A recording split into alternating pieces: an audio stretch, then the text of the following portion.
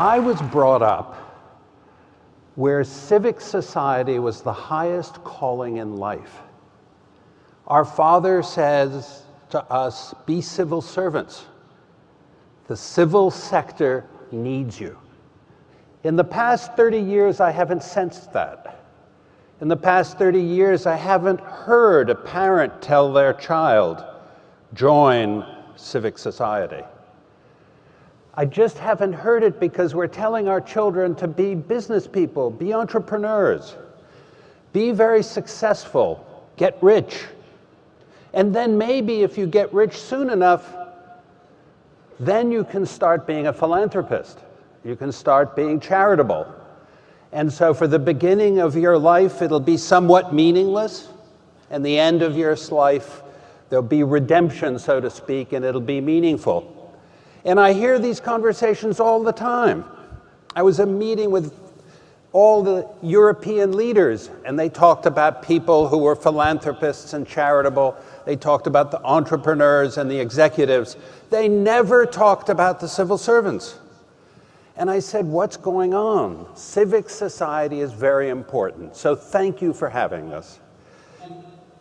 When I talk about myself, I'm not a futurist. I'm not somebody who's going to tell you what the future will be, but I have been there. I've been to the future many times. Now, what does that mean? I feel I've been to the future, and when somebody says something to me now that I'm 72, that's a lot of years behind me, over 50 years on the faculty, I say, yeah, it will, of course it will, and maybe I'll be there, maybe I won't, but you will. So the future is what we make it, but it's not just predicted.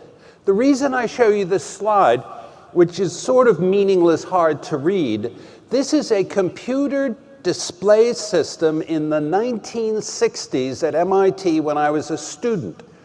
So this image comes from 1964. And it's an image of cars being called from one point, which is one end of any of those lines, to another point to pick up passengers on demand to take them to wherever they want to go. 1964.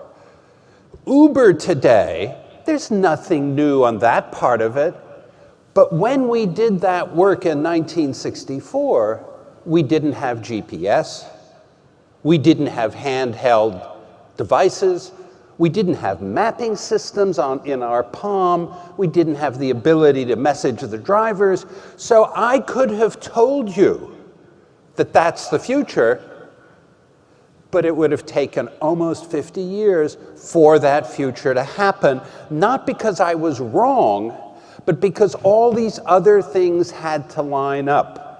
So when I had the audacity to call my talk The Future of the Future, is I want to talk to you about the future being something I can tell you about, and I like to say, and it's going to sound very arrogant, I'm always right. I just get the timing wrong. I never get the timing right because all these other things have to happen, or they're regulatory issues or they're social issues. So the future is a very funny thing. I want to say one last thing about myself, and it's a belief. And it's a belief system that very few people share. That doesn't mean you should share it, but at least I want to come clean with my belief. And my belief is you do not have to measure. You do not have to measure the impact of what you do.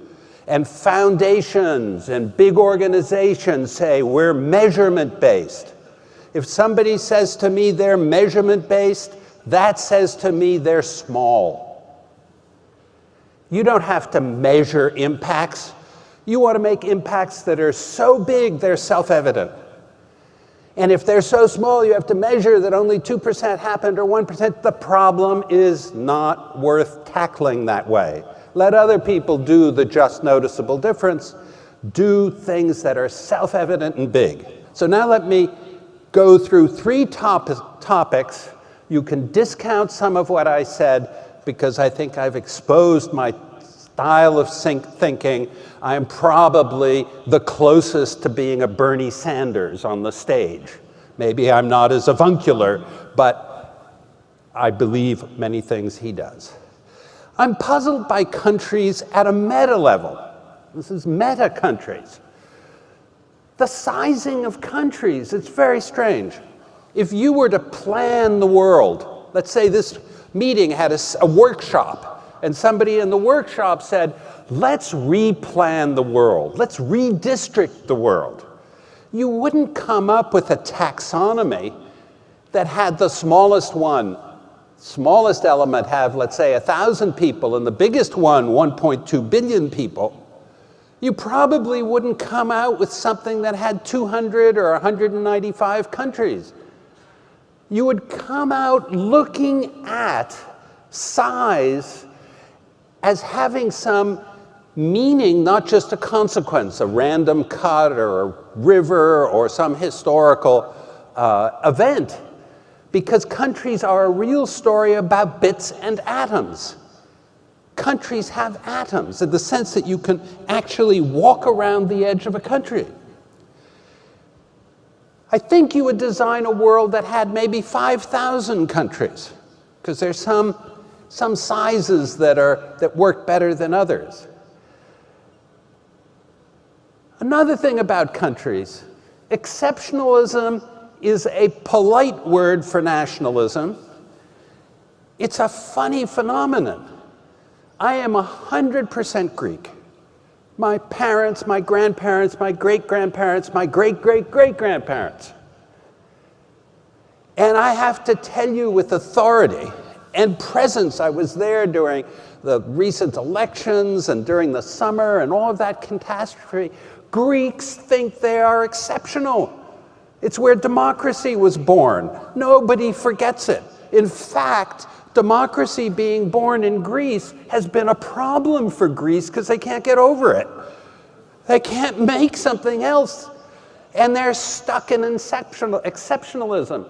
And if you look at the polls in the United States now and the speeches and the people, I won't bore you. It's the greatest country, the bleeding rubbish. We are like everybody else. Everybody is like everybody else. There is not some group of people who are exceptional. Certainly not nationalistically exceptional. It doesn't exist. Or racially exceptional. It's a disease. And it's a disease that's leaked into the concept of countries, and you'll see why I'm talking about it, which is this reason. Global civics is weak. It's much too weak. I love the United Nations, but it's not a governance. It's not good enough for us to say, let's be one world. Let's be multiple countries, maybe 5,000, and one global civics. Global civics, these sound obvious, maybe naive, but please ask them. Don't take for granted that the world is composed of countries, and the ones we've got is the right number and the right ones. I'm usually invited to give these talks because I'm going to say controversial things. So I won't let you down. Fasten your seatbelts, and you don't have to agree. When I wake up in the morning, I ask myself one question, literally every morning. And since I've said this so often, I actually do. I say, oh, it's time to ask that question.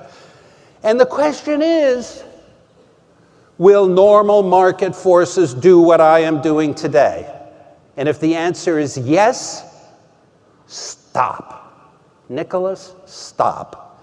Because if normal market forces will do it, let them do it. What will normal market forces not do? And there are many things normal market forces will not do. One of the biggest, of course, is things that are out in time. If the payoff is way out, normal market forces won't do it. In the United States, we have an assumption, which is on the screen, that capitalism is democracy. I'm making no plea for democracy. Premature democracies have been a real problem. And I'm also not convinced it's always the right way. But I do think capitalism has hurt those who believe that democracy is a core element. And when I say capitalism is not democracy, to the United States Congress, I've had people who've come to me and said, "Why are you so unpatriotic?" I said, "What? Don't you understand that there are things that aren't part of the business, the commerce community, that mission and market are separate? You're welcome to think of something as a market, but missions may or may not have markets. Their markets, if that's the right word, may be way off, and there's certain self-evidences that you do not because it's a market, but because it's a civic responsibility. And civic responsibilities are close, in many cases, to human rights. Not always, but civic responsibilities, there are some we take for granted. The streetlights. The streetlights are enjoyed by the rich and poor in every country. The streetlights don't appear on your bill. You don't pay more if you're more of a pedestrian. You don't pay more if you're rich or if you're poor. You don't even know how they're being paid. You do, you're one of the few groups that do, but most people don't. It's a bigger economic picture. Society has been lifted through education. They're well employed. They're part of an economic cycle. And guess what? People pay taxes. Nothing wrong with taxes. And those taxes go to make the road, to do the lights, and so on and so forth. And it is profit-making companies that erect the lights, repair the lights, put in the lights, make the bulbs for the lights, build the roads, repair the roads, plow the roads. So it's not an anti-commercial point of view. It's a point of view is that certain things are part of civic responsibility. And my favorite is education. I like education, and I'm going to stick kindergarten through 12th grade. Many countries do much better than the United States. But in the United States, and I'll use it because I know it a bit better, the worst thing that has happened to public education in the United States is private education. Because we've sucked people out of the education system, people who might have cared, might have been able to think about it in a different plane, that might have participated to make public education good. And they're gone. Yes, they pay taxes. Yes, they actually pay double. Because if you live in a city, and as some of you might know, and this is truly pathetic, and that is that the United States pays for its school through real estate taxes. Now, that's screwy, but not the subject of this talk. So somebody who pays real estate taxes, typically half of it, will go to a public education system, but their child is going to a private education system, so even though they're paying $50,000 a year for their child to go to private school, they're actually paying $100,000 a year for their child to go to public school, and they pay that, and it doesn't help the public school system. Some of you might know that there's a test called the PISA test.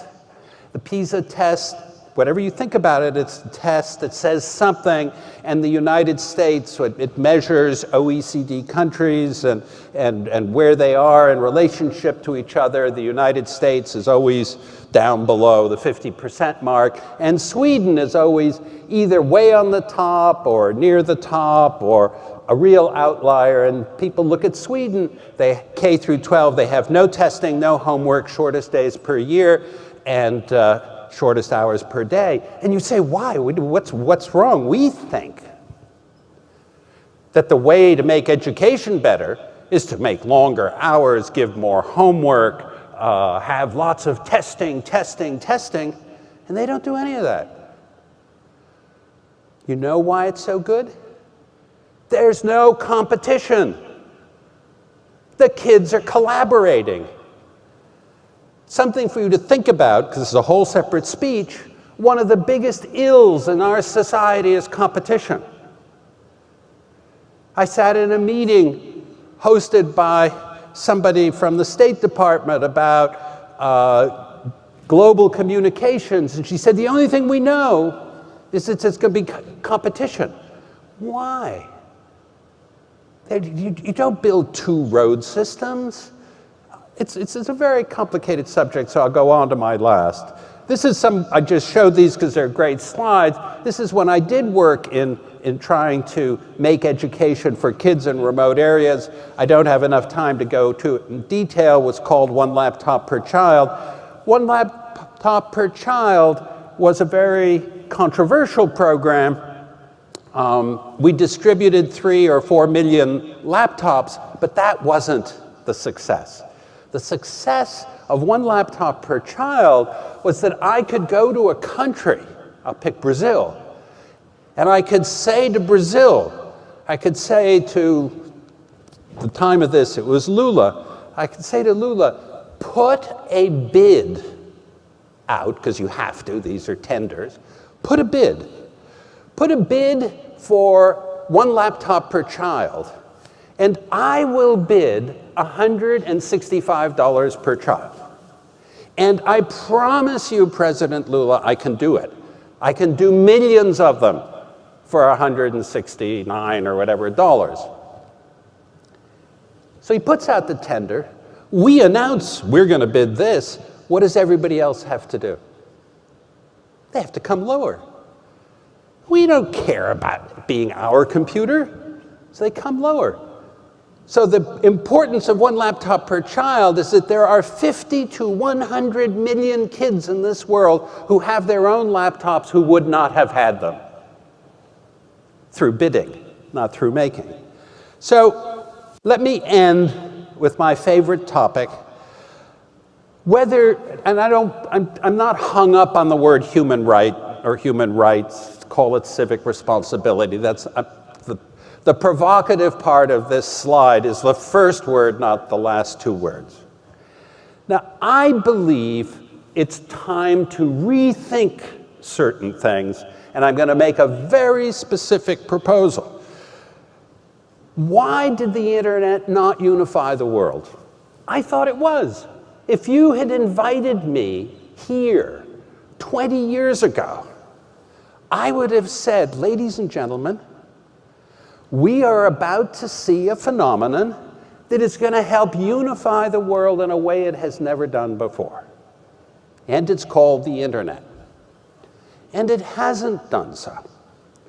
Now, there are many reasons, and probably those reasons will be topics of other discussions, but one of my reasons, which I think is an important one, is really taken from a phrase. Somebody said, the future is coming, but it won't be evenly distributed. And the internet certainly wasn't. We looked at the private sector to do it, and the private sector did many things well, but not the internet. So I think the internet should be free. I know how to do it, and I think you should want it. It should be free the same way streetlights are free. It should be free the same way public schools are free. It should be free the same way libraries are free. It can be, and I think it must be. So here's how I plan to do it, and I will use 2 minutes to tell you. I'll go back to the word free for a second.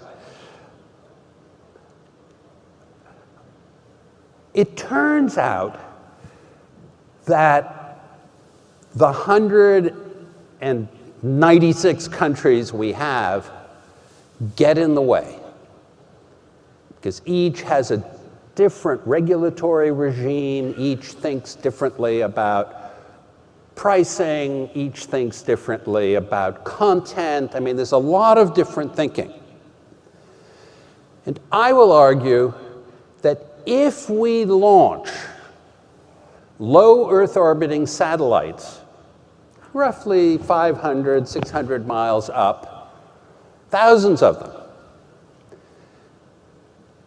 it would cost $10 billion to connect everybody in the world, including operating those satellites for 10 years. Now, why do I like that scheme? And before I say too much, I do know that's sort of half the equation, but I like the scheme because it's above 100 miles. The jurisdiction of countries stops. You're out of the jurisdiction. So you're orbiting outside the jurisdiction of nations, and LEOs, low Earth orbiting satellites, are just going around and around. They cover the complete Earth, every square inch. And if I can tell you every square inch has 10 megabits, you don't have to give anybody landing rights, but those 10 square inches, or this room has the 10 megabits, I don't care if you give them landing rights. I'll do it all over the world, equally distributed. I won't focus on cities, just the geometry lends itself for that. And what will I do? I'll create, this is a little harder, this turns out to be the hardest part, a new entity in the United Nations called the World Communications Organization, who will launch it and run it, and the $10 billion is lunch money. It's 5 days of American presence in Afghanistan. So this is affordable. And just to make one last note about WCO, more than most audiences, and there are probably people from the UN in the audience, in the UN, if you look at food, there's the World Food Program and the FAO, Food and Agriculture Organization. One does information and research and so on, and the other is combatants, really, land troops. They feed 50 million people a day. They drive trucks. They get killed. They're on the ground. In telecommunications, we have the FAO. It's called the ITU. We don't have a World Food Program for telecommunications, and we need it badly now. Thank you very much.